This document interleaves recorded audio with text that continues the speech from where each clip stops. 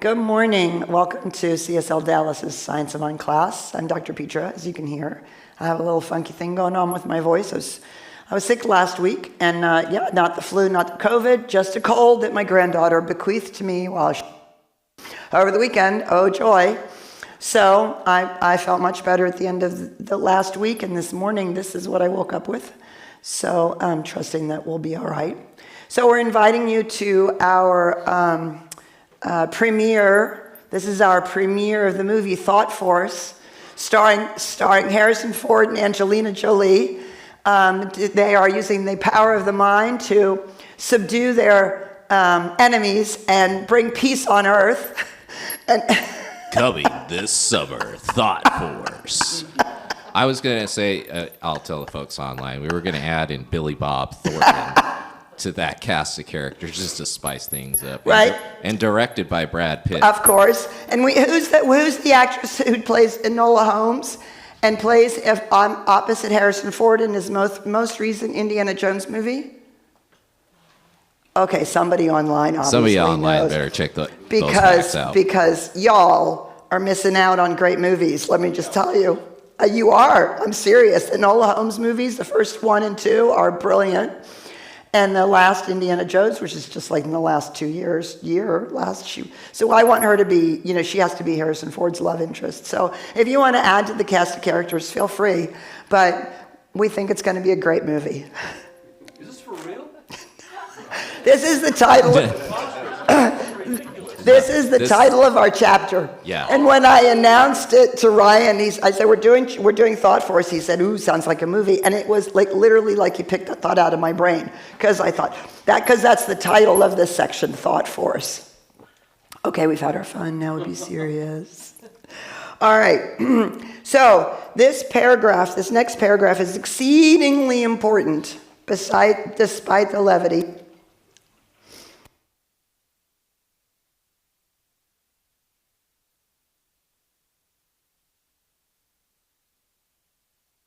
Heard me say for the last 2.5 years or the last 25 years that when Ernest Holmes uses the word thought in the science of mind, he does not mean I'm having this thought now, and because I'm having this thought now, my life is going to change. He's not meaning just a rational, linear left.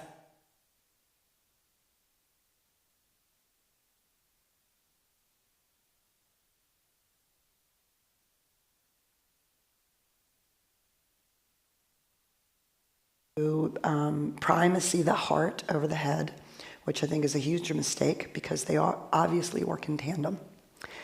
Thought force is a movement in consciousness. This expands the idea of thought exponentially. What he means, not what we mean today by the word thought, but what he means by the word thought. He means a movement in consciousness. Think about all the ways in which we can have a movement in consciousness. Yes, it can be. I'm now going to affirm that this is going to work out, and I'm going to keep affirming it until it works out. Absolutely.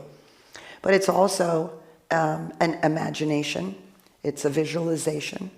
It can be a feeling. Often I notice that when I'm thinking about something in the future of my life, while I may get tiny little snippets of a visual, what I always get is an internal sense of the quality.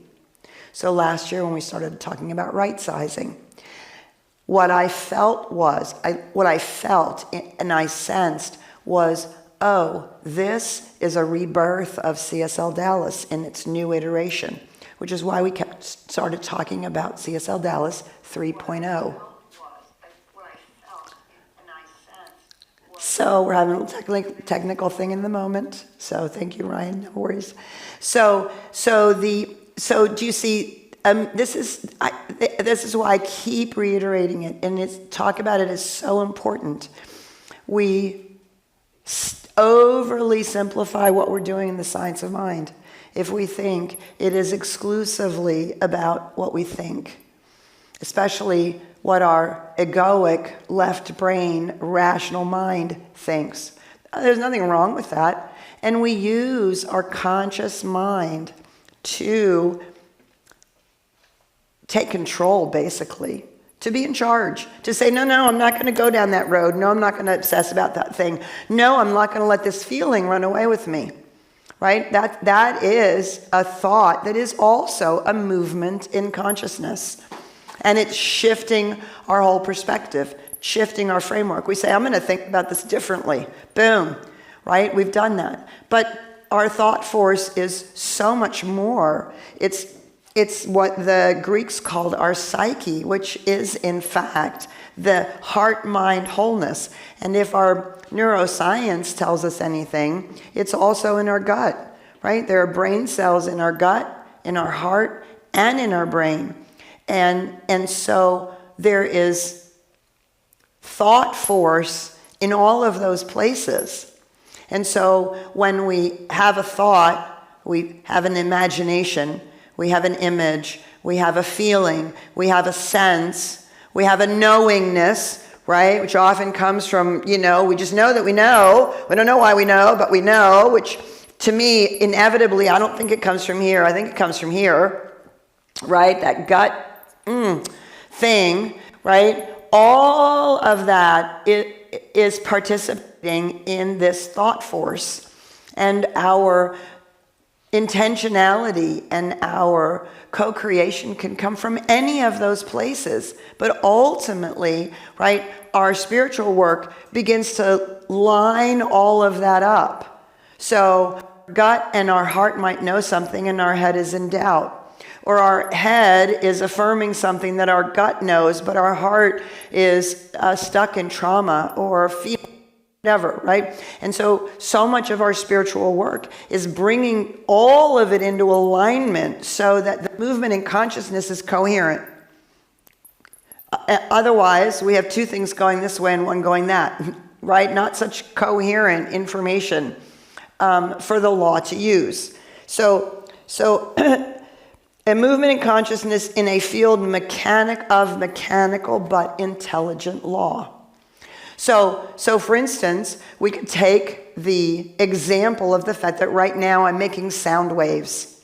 As I speak, I'm making sound waves.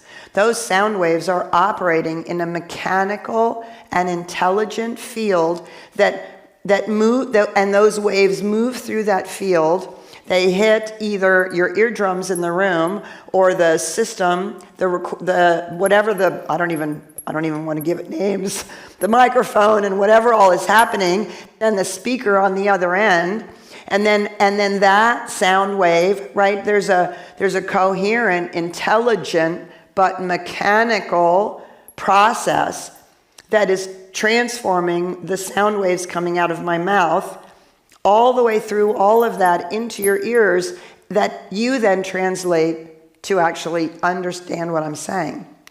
So the only thing not mechanical from the time that the voice leaves my mouth and the time that it hits your ears, the only things not mechanical are on my side, what I choose to say, how I choose to say it, the words I choose to use, the inflection I choose to use, and the meaning that I hope to imbue in it, regardless of whether I do that well or not.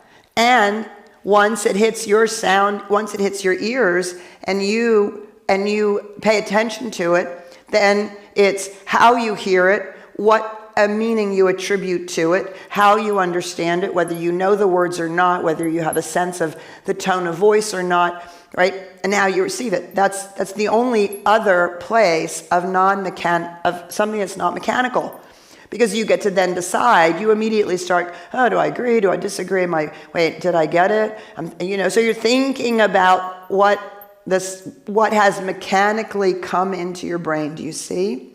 It's a mechanical but intelligent law. Somehow, all of this, the sound waves that go through the whole system, this whole online system, there's something that knows how to move that in all the different ways, through all the different wires and microphone and wires and then speaker, and hold the integrity of it. Does that make sense? Right? So what goes in actually came out. Now, what came out of my mouth and what goes into your mind, not necessarily the same thing. Do you understand that? Do you see what I'm saying? But the minute that it's become sound waves, from the time those sound waves are moving and they hit you, it's mechanically being moved from one place to another. That's what we talk, and in an orderly process. That's one of the things I think about in terms of intelligence. And so this movement in consciousness, like the sound waves, moved in a field of mechanical but intelligent law.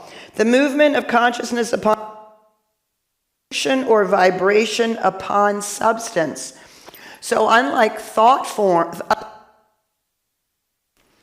which are moving either air or actually if you're underwater, moving the water, because we can hear sound underwater, right? So having something material, the sound waves have to have something physical or there is no wave, right? There's no sound in a vacuum. Does that make sense? Are we all in agreement with that? There's no sound in a vacuum because there's nothing to move.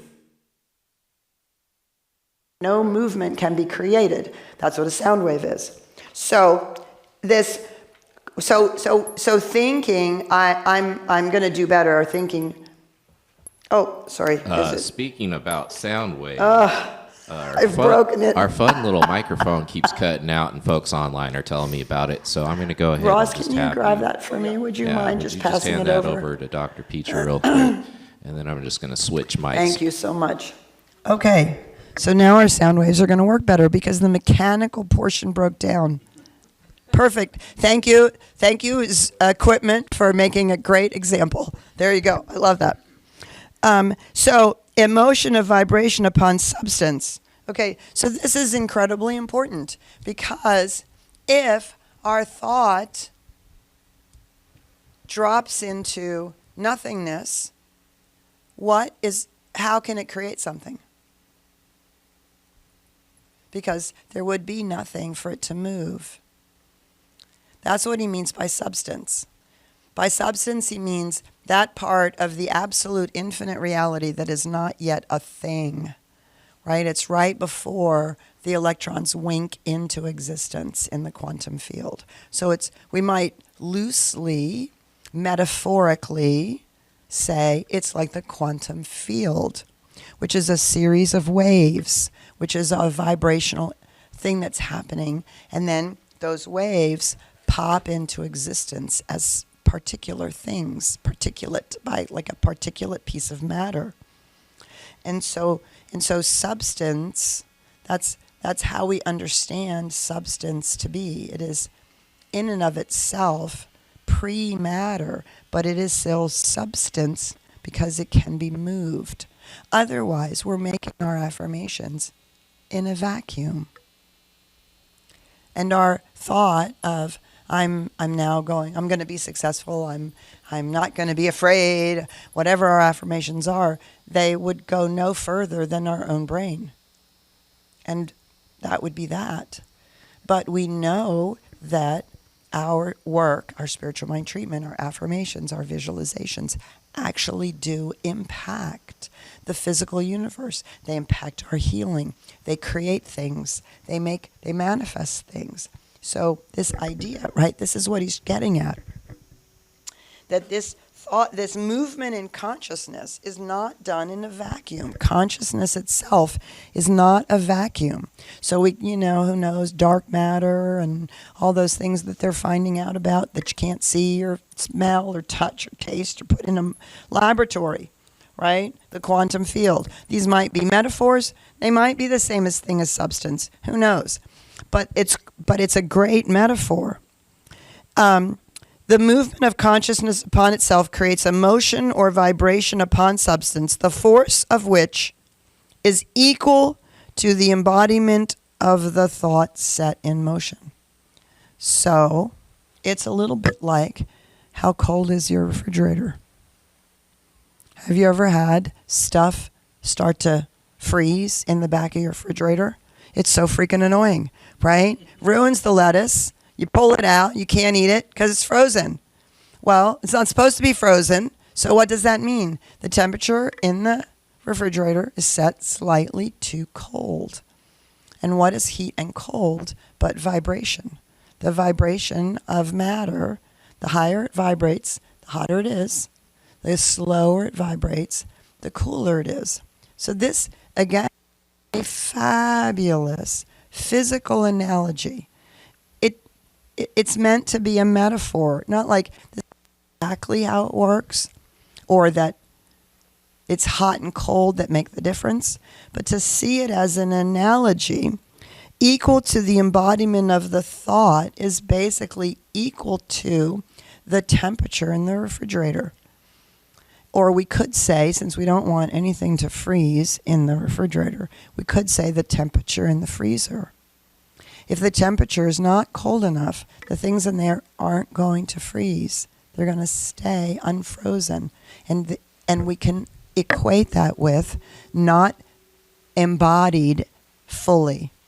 If we embody it fully, do you see we start crystallizing the impact that our movement of consciousness is having on substance? So, luckily for you and for me, Ernest Holmes goes on to exactly use H2O as the metaphor. And it's brilliant. This is the following paragraph. Let us suppose for illustration that the universe is nothing but water. Right? So now we've substituted water for substance or for the quantum field, permeated by an infinite intelligence. Imagine that every time this intelligence moves or thinks, ice is formed in the water, exactly corresponding to the thought, which is why you hear in New Thought people say your thought is the mold. Your expectation and your acceptance is the mold, right? It's the shape of the ice cube tray, basically, and the substance that is there. Every time this intelligence moves or thinks, ice is formed in the water exactly corresponding to the thought. We might have countless pieces of ice of different form, color, and size, but these pieces of ice would still be water. If we could heat the entire mass, it would melt, and all forms would again become fluid. Nothing would have changed except form. The physical universe is spirit in form. And what gives it the form is the movement in consciousness. This might be one of the most amazing paragraphs in the entire book, right? Because it keeps us from thinking somehow it's magical, or somehow it's because Spirit loves us.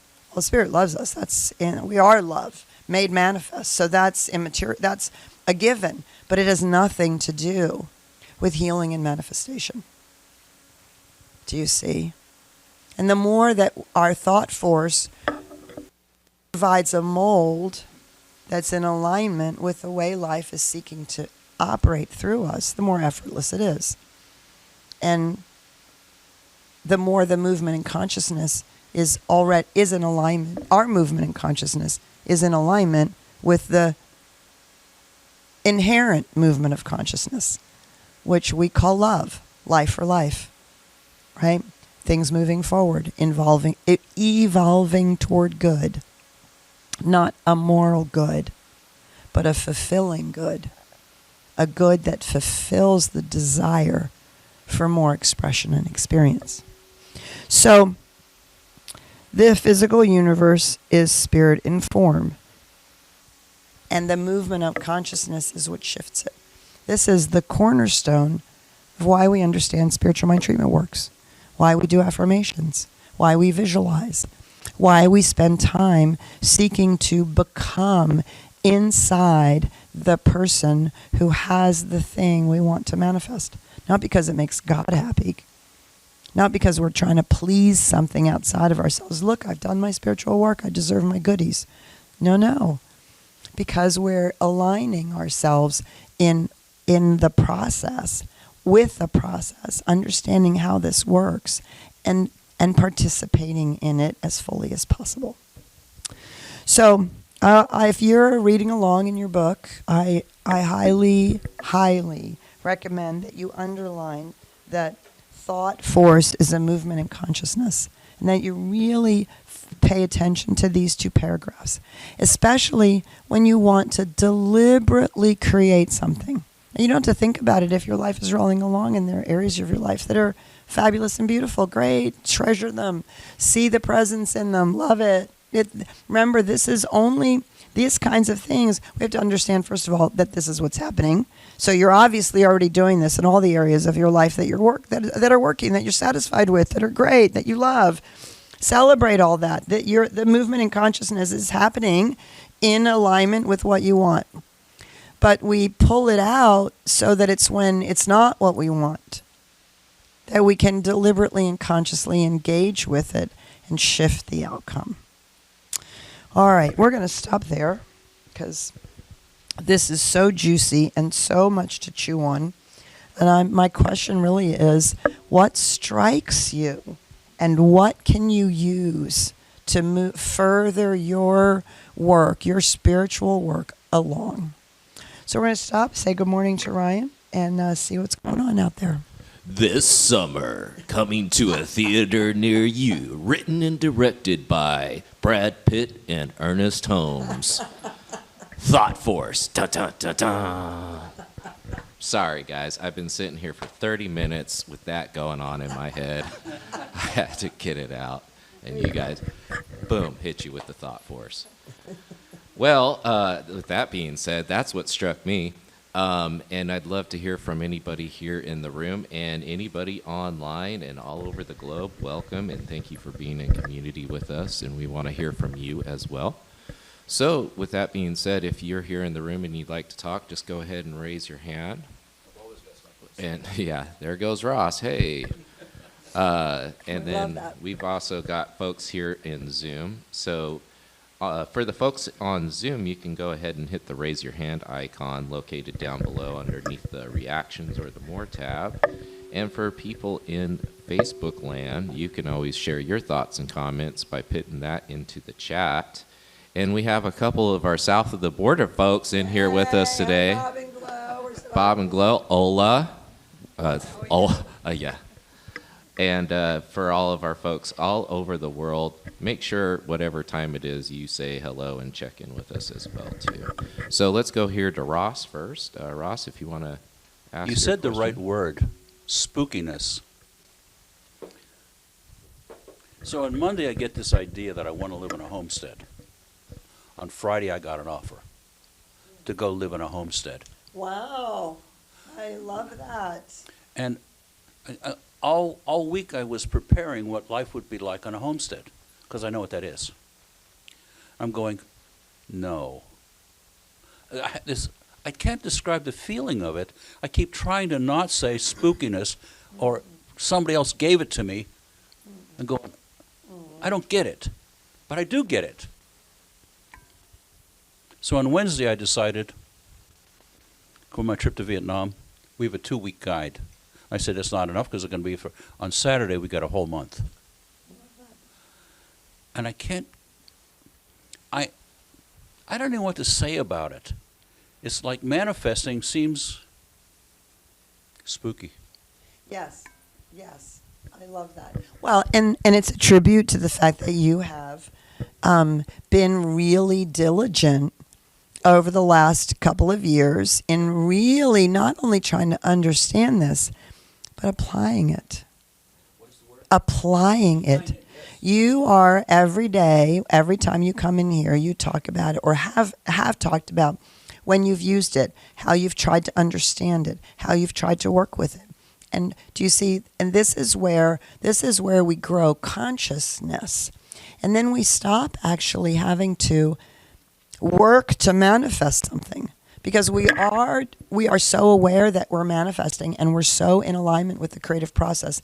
There's nothing in there that says, this isn't going to work, or I don't get to have this. And it does become very spooky. It becomes very wild. And so what you do is you don't try to understand it. And you text everybody, your friends at CSLDallas, TSRW. This shit really works, right? That's because you want to anchor in and you want to inspire others. It really does work. And to celebrate it, and to celebrate that, the ease of it, because so often we make it really hard, and it doesn't have to be, but it doesn't happen magically. It happens for you right now because you are so diligently applying it. It doesn't feel like effort. No, but it was when you started. I remember. It was. And you would be like, what do you mean? What? I don't know how to do that. Tell me how to do it, right? I remember all of that.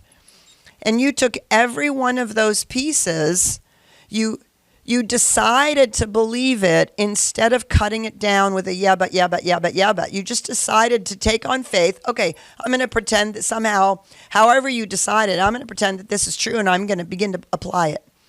Right? And you've been significantly diligent about that. And that's when manifestation starts to become much more effortless, because it's not just, I'm going to ram it home. It's, I've done the work to understand what we're talking about here and to embody what we're talking about here.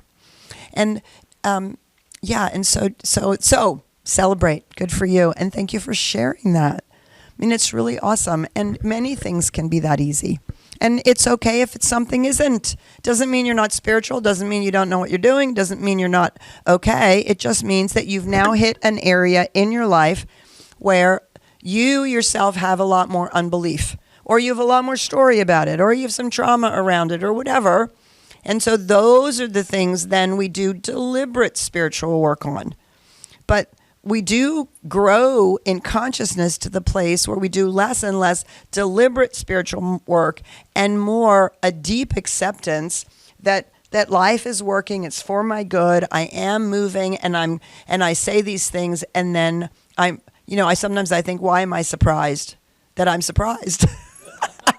But that's also a lovely gratitude. It's a moment of gratitude. It's a lovely thing. Doesn't mean you didn't believe it. It's just like, oh, wow, look how easy that was. Look, it's okay. It's okay to be surprised, but it is kind of funny. Thanks, Ross. All right. Other comments, questions? What does this... Well, the audience here in the room is thinking about it. Okay, good. I have a question that came in here in the chat. Just look at this here. Okay. What are the ways in which this thought force can be used for harm rather than good? Can this process be used by an aspect of humanity which is out of alignment with Source? Of course. It's a mechanical law. It's mechanical. Of course. You can use it. That's why we say don't do spiritual mind treatment for somebody who hasn't asked for it, because you can manifest something in their life that they might not have wanted, like the job for that layabout son or layabout daughter that you think they should have, right?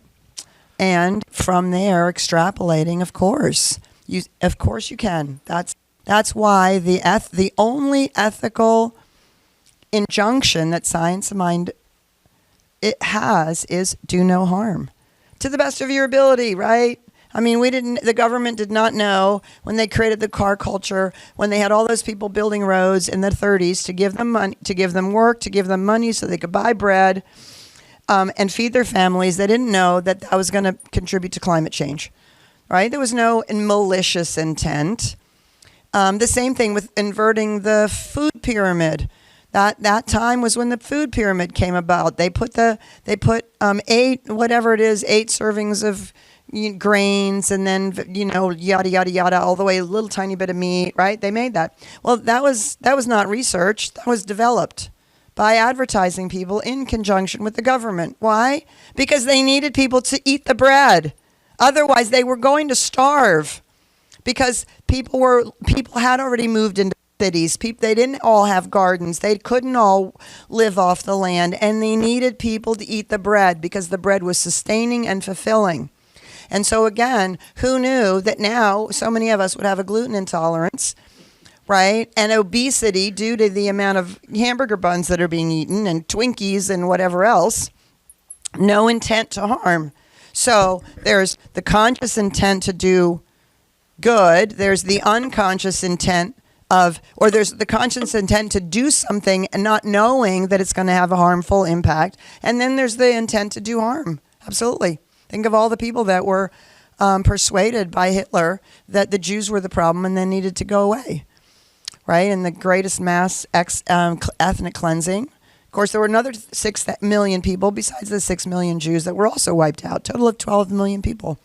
All the gays and lesbians, all the intelligentsia, disabled people, anybody who disagreed, all of that just wiped out. 12 million people just wiped out, right? So that was intentional manifestation to do harm. And there was enough thought force put into it that there was not only a buy-in at the intellectual level, there was a buy-in at the all the way around, and that was manifested. So absolutely, this is why it's so important. Oh, the other thing that we talk about, right? You can actually steal somebody's partner, somebody's job, somebody's home by doing your work, your spiritual work, and saying, I want that job. No, we don't say that. What we say is we're inspired by that job. I want a job just like that. I want a house just like that. Wow, I love my best friend's partner. We do not treat to have that partner. We treat to have a partner just like that because you actually do that, right? And that's why our single ethical prescription is to the best of our ability, do no harm. And don't do our spiritual work for or about someone else who hasn't specifically asked for it. Also, don't do, when somebody asks for spiritual work, spiritual mind treatment, don't do the one you think they should have. Do the one they asked for. Because it works. It is a mechanical thought force. You can burn the house just as easily as you can heat it. You can electrocute somebody in an electrical chair just as easily as you can light a lamp. The movement in consciousness then is acted upon by a mechanical force, a mechanical law. This cannot be impressed upon. So you don't get your manifestation because you were good. You didn't harm anybody. You meditated and were nice to your mother. No, you get the manifestation because you did the work in consciousness. And this is sometimes really hard for us to grasp. And this is why it's so important that in addition to doing our understanding of the creative process, it's equally as important to develop the love side of the equation, right? Love and law, this is our teaching. It's equally as important to develop the love side. And not just love, oh, I love you, not love, but the recognition that life is always seeking greater expression, greater ability to express itself and experience itself. And our spiritual growth begins to invites us to be aligned with that. And of course, part of that is that this is the one for me. I have to want it for you and you and you and you and you. I have to learn to want it. I have to learn to celebrate. You're good, right? I want to lift you up. I want to see that you're having as amazing a life as I am. And that's the outpicturing of love. And love is the cornerstone of connection, right? Out of oneness comes love. If it's all one, why would I want to harm a part of it? Right. Makes no sense, right? And that's why we say when you harm somebody, you're doing nothing but harming yourself. Self with a capital S, right? Because it's harming the oneness. And so, yeah, and it's a great question. And it is magical thinking to believe that you only manifest when you're in alignment with truth. That it's magical thinking. It's easier to manifest when you're in alignment with truth. And your life manifests more completely when you're in alignment with truth. And you're not pushing the river when you're in alignment with truth. And you're fully participating in the evolution of consciousness when you're in alignment with truth. But you can absolutely demonstrate out of alignment. It's a really, really important question. And it helps highlight the mechanical nature of the law that we're using. And I think it's a great plot for our movie. Yes, right? Don't you think? I think so too. Can you imagine the villain is using his thought force? Yes, as right? That's exactly I'm going right. to go out there and think of bad things. No. And make other people think bad things. Well, I was going to go with the love triangle thing. When you said that you could use it to steal a partner, I was like, wait a second, here's the plot, right? Anyways, just wanted to go here in the audience. What Anybody else? have Yeah. thought or question? Yeah, let's go over to Jerry. Okay, you guys don't always rely on Ross and Jerry to have comments. Yeah, come on now. Oh, and we've got one in and the then back. we got someone in the back. Please Awesome. say your name. Jerry here.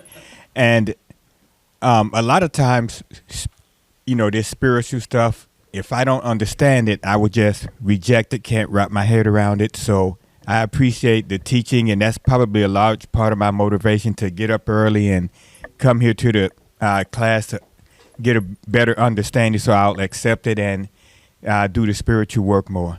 That's the comment I want to I make. love that you say that, Jerry. Yay, yay, yay. Because science of mind is not based on blind faith. You don't believe it because somebody else has said it. You believe it because, one, you're either something resonates or you're challenged by it. And then two, you work to understand it. And then three, you prove it in your life for yourself.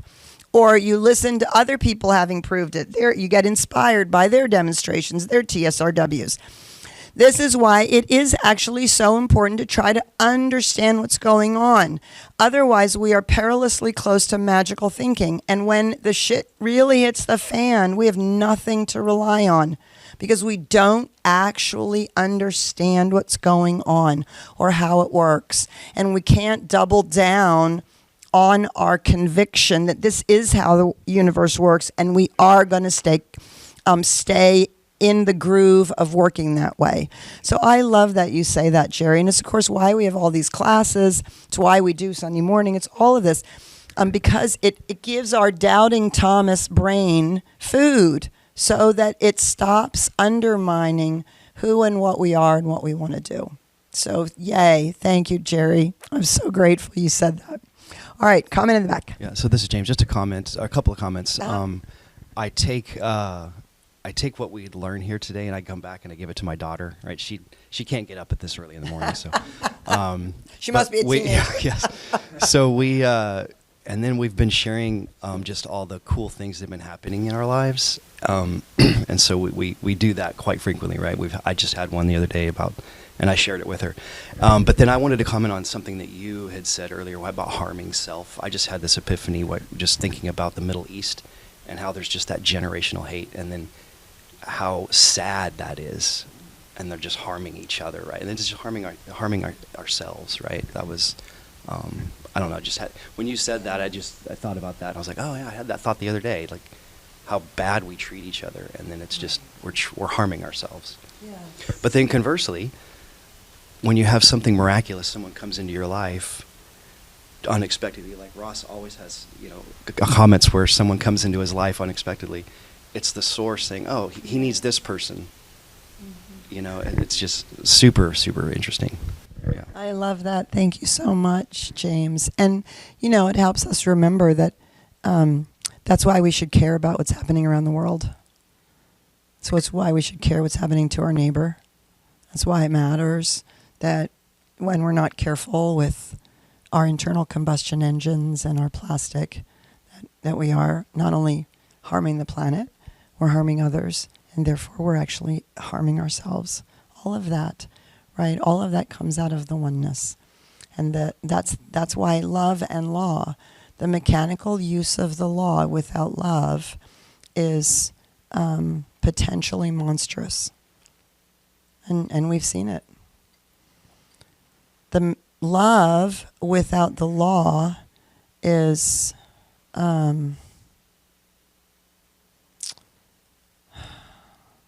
feels too personal. Feels like love without the law. How would we describe that?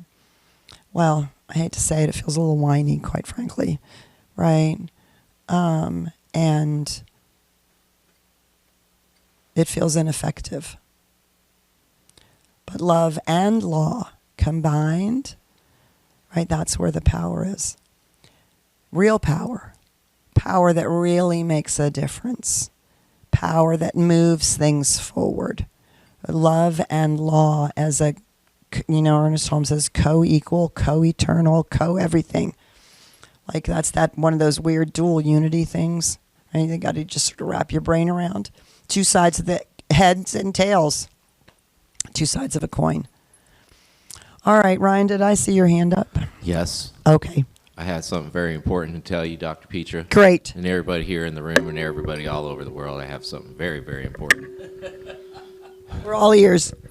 It has nothing to do with the movie, but it has everything to do with what we've been talking about here today. And I love when we can get together in groups and learn more about this technology that we call the science of mind. And we have a very special month coming up in March where we're going to be kicking off our home study groups. And a home study group is a small group online or in person that you can go and be a part of. And this home study group that we're going to be kicking off is going to be really special because you're going to learn all about the spiritual mind treatment. And it's entitled, should we share it? Should we? Sure, I think it's pretty okay, cool. Okay. Are you ready to receive? So that is a good indication that you're going to be getting a whole lot of good information, good blessings, and everything else. So I want to encourage people to sign up now. If you're online, you can do that by visiting CSLDallas.org. Under the events category, you'll see Home Study Group, and you can register and pick an online and a time. And for the folks here in person, you can go online too if you'd like. We really need to keep it online. That way it helps with the back-end organization. So go online to CSLDallas.org and sign up there as well. And there's also a handout. It's on our one-page handout that has the QR code. So if you are like me and you're a little lazy, you can just go ahead and click on that, and it'll take you right to the registration page. I love that. I love QR codes. I love them. And it's called Are You Ready to Receive? Because that phrase will help you remember the steps and the stages of spiritual mind treatment. And you'll learn about that in your home study group. We're not going to give that away. And it also reminds us that we do spiritual mind treatment for anything and everything as we are ready to receive our good. Our lives can actually be more than they are right now in whatever direction we'd like that to be, or deeper, or richer, or fuller, or, more creative, whatever. And if we're ready to receive it, spiritual mind treatment is one of the most amazing ways to move our life forward. So I love that. The other thing is that today's day 11 of our season for peace and nonviolence. So if you don't have your booklet, you can pick it up, and you can get it. I think Ryan will put it in the chat during the celebration. It's day 11, and it's contemplation. And that it really goes along, Jerry, with what you said. When we contemplate, how does this work? Things begin to coalesce inside us, right? And then we can use it for good in the world.